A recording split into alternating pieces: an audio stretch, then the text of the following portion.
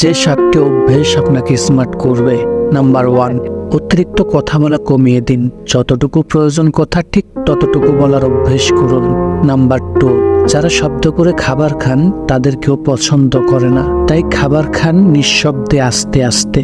Number 3, trendy পোশাক পরা মানে স্মার্ট হওয়া নয়, পোশাকটা আদতে আপনাকে মানাচ্ছে কিনা সেটাই হচ্ছে আসল কথা।